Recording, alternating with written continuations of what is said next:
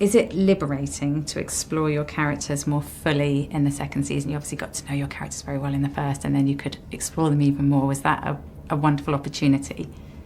Yeah, I think it's part of the advantage of doing this kind of series of dramas that Cillian was saying earlier, you know, it's a golden age of television, and it really is.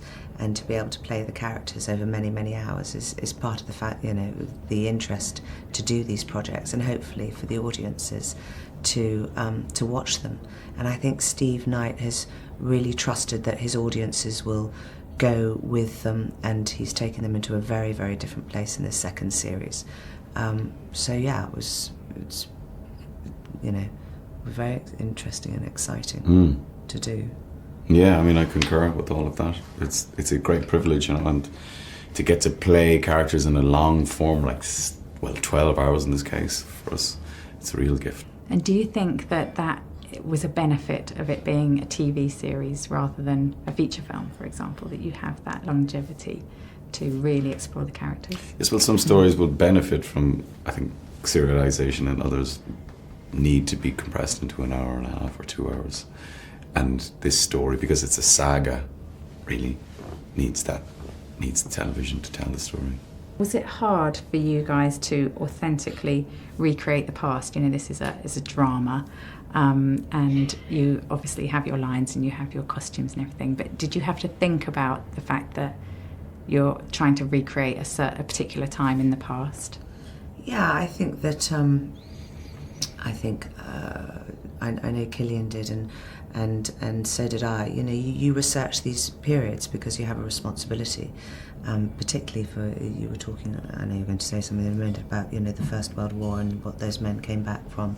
Certainly with Polly, you know, I read a lot about Birmingham at the time, not so much, but Birmingham, but mainly, you know, the lives of working class women. A lot of it we don't show it, let's be honest. Polly's rarely seen with a penny, but the idea of the hardship that these women went through, and also the rebalance of power when the men came back from the war, how it was to deal with these men who were war torn, and still, you know, brought the fields of France back to the streets of Birmingham.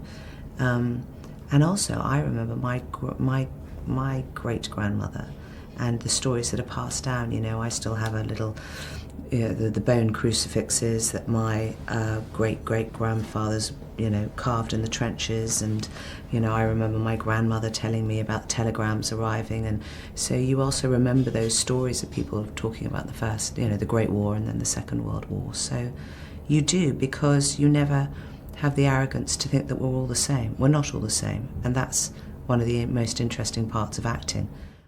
How would you describe the relationship between your two characters?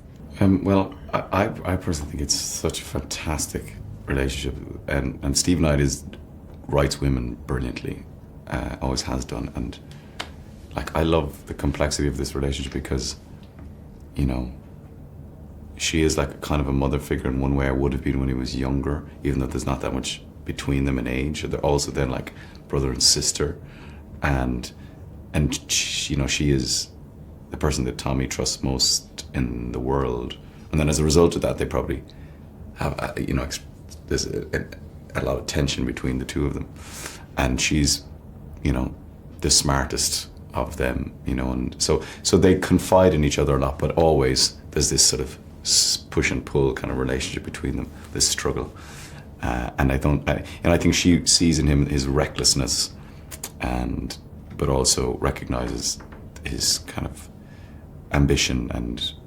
strategic mind. So it's a wonderful thing to play as actors, I think.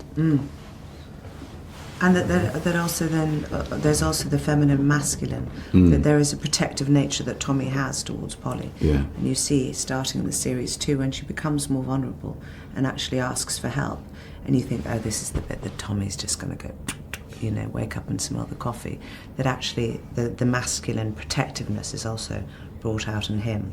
You know, it's sort of honour amongst thieves. So,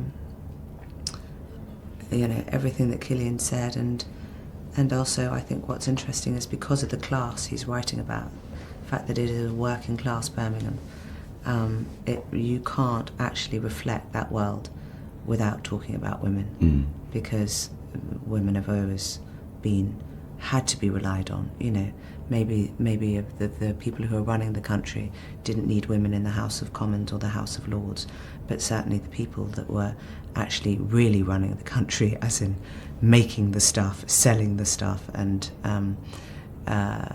manufacturing it all, women were just as important.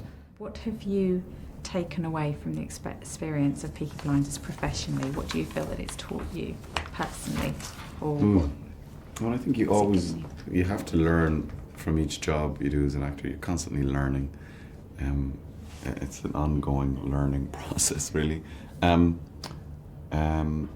this is unique for me, certainly, in having to develop a character over a long period of time and sort of grow with a character. I've never done that before. And I suppose to have the confidence in going that once you've established it and people, have invested in it to a degree, then you can be brave. So I suppose it's that I've tried to take that from it as a lesson, that you can actually be brave with the character and take it places that you mightn't have necessarily thought of at the beginning. Can you detach enough that when you watch yourself, you're still really emotionally moved by what you see when you watch it back? No. No, I don't know any actor that likes watching his or herself. It's always quite a sort of distressing experience. But what's good about this is that there's lots of stuff that, we're not in. So it's great to watch Polly's storyline or Arthur's storyline that you're not necessarily part of, so you can sort of unclench for that period of... Breathe. Take the paper bag away from your face before you reconnect. I agree with Cillian. I've never done something that I've returned to, and I've found it really interesting how Stephen has developed the characters. It's, for me, almost like getting notes on series 1, because you think, okay, that's what I wasn't showing enough of, or that's where he wants to do it, or this is what he feels about what I've done with his work. I mean that in a good way. I mean, as in, you want notes from the person you're working with, and that's I've tried to listen to that as much as possible, and to really serve it. And as Cillian said, it's all about trust, and also what it's like to return to work with the same people, because it means that you feel much more relaxed with each other. You don't have the first day nerves. To be absolutely honest, I've never felt unrelaxed or nervous with Cillian.